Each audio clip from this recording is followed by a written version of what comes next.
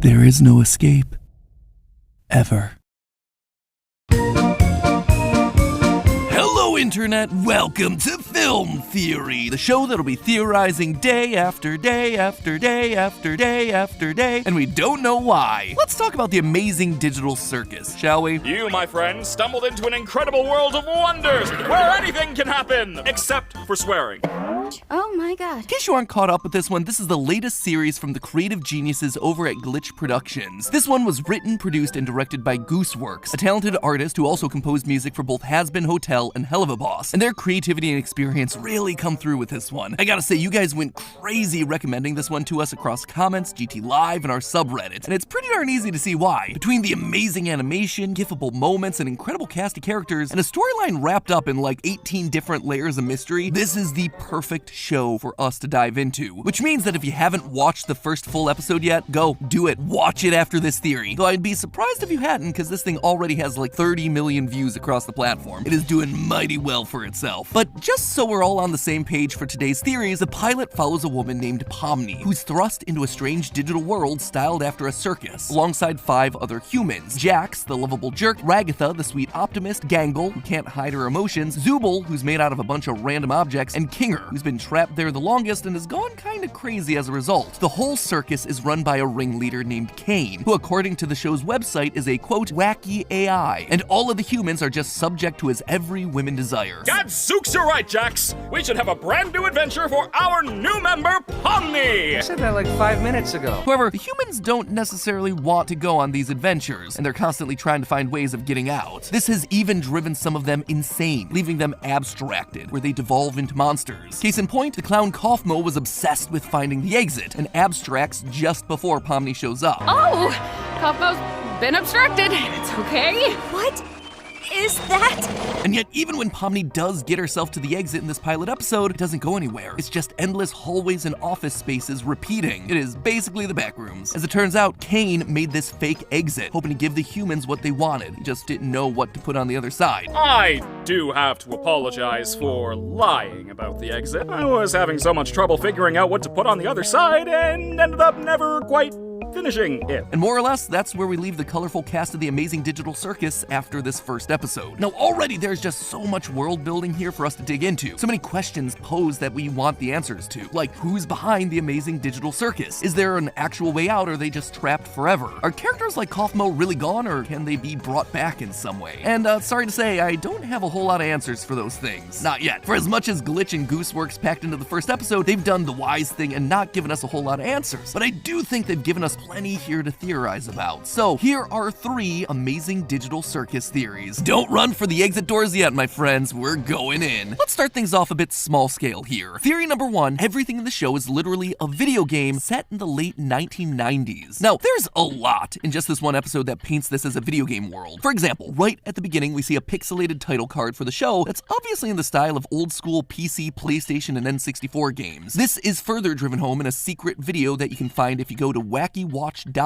a URL shown on screen during the episode, which shows us the main menu for this game. We also see a flower pot fall to the ground and clip into it, kind of like an old school source engine glitch. Kane mentions that he created the digital world in the weird backrooms office area in a way that's very similar to how a game developer would create world spaces. Plus, when Pomni first enters the world, she says this: I put on some weird headset and now I'm here. Again, directly implying that the whole thing is a game. She put on a VR headset and was transported into the world of the digital circus. All of that checks out and should be pretty darn obvious to the casual viewer. But what you might have missed is the fact that this is set in the late 1990s and not the present day, like you might expect from something talking about using VR headsets. And there is a lot of circumstantial evidence that points us to this conclusion. First of all, basically all the tech that we see throughout the series seems to be pulling straight from the 90s. Anytime we see a computer in the show, it's always the white boxy styled CRT monitors and large white computer towers reminiscent of models made by companies like Dell and Gateway back in the 90s and early 2000s. And this is both in the actual episode and in the off-site material as well. In that same Wacky Watch commercial, we see a real-life computer with the same old school design. What's more, the beginning of this Wacky Watch video says that this was an old tape recovered on a date that's censored, and given the degradation on that tape, it implies that not only is this video old, but it was also recovered in the past as well. But this goes beyond just the tech that's used in the series. series. Many of the characters and iconography from the show are very reminiscent of popular characters and ideas from the late 90s and early 2000s. Pomni's gesture design takes a lot of cues from Sega's old Nights into Dream series. Jax shares design inspiration and a similar name with Max, the rabbit, from the Sam & Max games. Bubble clearly takes cues from Super Mario's Chain Chomps. Jax and Gangle were both inspired by characters like Poppy the Performer, an old Japanese 3D animated series, while Kane and the Digital Circus setup's very reminiscent of the villain and plot of I Have No Mouth and I Must Scream, a short story by Harlan Ellison adapted into a point-and-click adventure game in 1995. Any way you slice it, it's very clear that the creators want the show to have the same 90s vibe that we're all so nostalgic for right now. But you might be thinking, hold on, they're talking about VR headsets here. That's a modern thing, right? Wouldn't this thing just be inspired by the 1990s rather than set in the 1990s? That's a pretty good call out. A lot of advances in virtual reality technology have only been made across the last decade, especially when you're talking about gaming. That doesn't mean that VR technology didn't exist back in the 1990s. And I'm not just talking about the rudimentary black and red wireframes of the Virtual Boy either. Back in 1991, Sega announced the Sega VR. In 1993, Virtuality created the Mega Visor display. And in 1995, Fort Technology hit us with the VFX-1 headset, just to name a few. And looking into old footage of all these things, it doesn't look too dissimilar to the sort of world that we see in the Amazing Digital Circus. Simple flat textures, rudimentary shapes and polygons. There's not a lot of detail here, but that's for good reason. These headsets, they couldn't handle a lot of detail. True story, I actually have some first-hand experience with these rudimentary headsets. The Great Lakes Science Center in Cleveland, Ohio actually had a special exhibit on VR technology in its basement when I was a kid, and it blew my mind. With the amount of wires and cables these things took to run, it felt like you were jacking into the Matrix, and you had to wait 45 minutes to put on one of these headsets, but all of a sudden you were dropped into a video game. It was simple. I was walking through a purple field with a bunch of green triangular mountains in the background, but it was effective, and it captured my imagination for decades since. So much so that even though it was a 5-minute experience that happened in my life like 2 decades ago, I still remember it vividly to this very day. Anyway, MatPat childhood stories aside, the long and short of all of this, everything that we see in the series is pointing to this taking place in the past and not in the present. All of this has already happened from our perspective. We're just watching the events of the game unfold. So now that we know that we're in a 1990s video game here, let's dig a bit deeper, shall we? Theory number 2, Pomni helped create this hell simulation that they're currently stuck in. It's a pretty bold claim, so what would make me say that? Well, a couple of things. Firstly, one of the scenes that really jumped out to me while I was watching and rewatching the pilot was the sequence where Pomni's running through the back rooms on the other side of the exit door. At one point, she enters a more traditional looking office space with computers and cubicles before stopping and staring at one desk in particular. This is played as a big moment. We linger on this shot for a long time as a classic horror-esque dolly zoom hits both the desk and Pomni before she has herself a psychological break. The lights start to flicker and she cackles uncomfortably before running on. The whole thing is really menacing and off-putting and clearly meant to leave us with a big impression. Why? Well, because this desk isn't just some simulation that Kane cooked up in the back rooms. It's based on a real place in the real world of this universe outside of the simulation. A place that we actually see in the episode. At the very end, right before the credits roll, we zoom out of the circus and through the void, revealing that all of this has been taking place inside of a computer. That makes sense. We've already established that this right here is a big old simulation. But take a look at the computer and the desk. It's the exact same setup that we saw earlier in the episode in the backroom section. The same old equipment on the left, the same file cabinets on the right, the same retro monitor and keyboard and computer tower and speakers, the same VR headset and headphones. This is exactly the same, but clearly this one's in the real world. Not only have we literally zoomed out of the computer, implying that we're no longer in said simulation, but the lighting in the scene is much more natural. It's warmer. Sunlight is streaming through the nearby window, all at an angle because the sun's lower in the sky. This is not the flat computer simulation lighting that we've been seeing throughout the rest of the episode. That right there, the desk and computer setup existing both in the simulation and in the real world, is already a pretty interesting point, but why then would it break Pomni? What causes her to go off the deep end and start laughing? Well, I think that subconsciously, Pomni recognizes that this is her desk. At the beginning of the episode, they make it clear that Pomni has lost her human memories, but this, I believe, is triggering a deep realization inside of her. Based on what we're given here, I believe that Pomni's human persona is an employee at CNA, the company developing the Digital Circus game and VR headset, and seeing it here inside the game unlocks some weird flash of her memory as to what's happening to get her into this situation. She's trapped in the very game that she helped to create. It's ironic, hence why she laughs. It's funny. It's darkly funny. I can see this being a huge reveal down the line, and one that could be potentially devastating for all the rest of our characters. For Pomni, obviously, but also for all the other characters who are trapped in here who would be seeing her as the one to blame for their current imprisonment. Also, real quick, super short micro theory. I don't think we have enough information to figure out what the initials in the company name C and A stand for, but one possibility that did jump out to me, it could potentially stand for Cain and Abel, partially named after the AI ringleader of the simulation Cain, which could then lead itself to a lot of interesting story possibilities. You see, Cain and Abel are a pair of brothers who are the sons of Adam and Eve, with Cain ultimately killing his brother and creating the first ever murder in the world. Anyway, you know how we love ourselves a good biblical reference here, and I just wanted to mention it in case we get more clues in future episodes. But something we do have more than enough to say about, theory number 3, all the characters aren't actually humans trapped inside the digital circus. Instead, they're all digital copies of the brains of humans who've put on these headsets, cloned and then forced into the simulation. Now this is a pretty big swing. I mean, Pomni's first line of the series is practically, "Oh no, I'm a human who put on a headset and now I'm trapped here." And then Cain follows it up with this. My,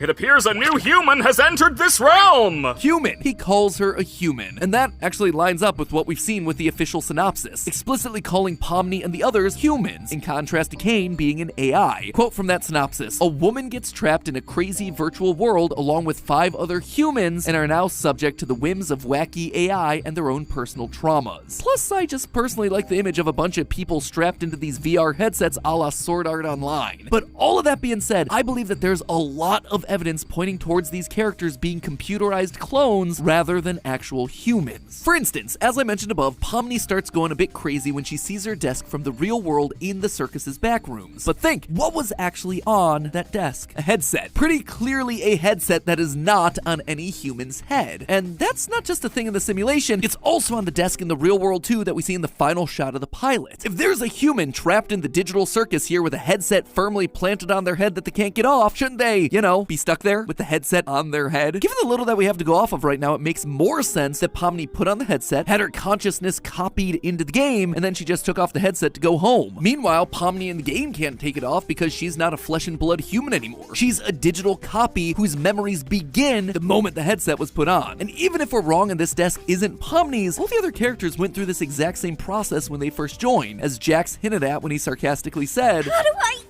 take this headset off?"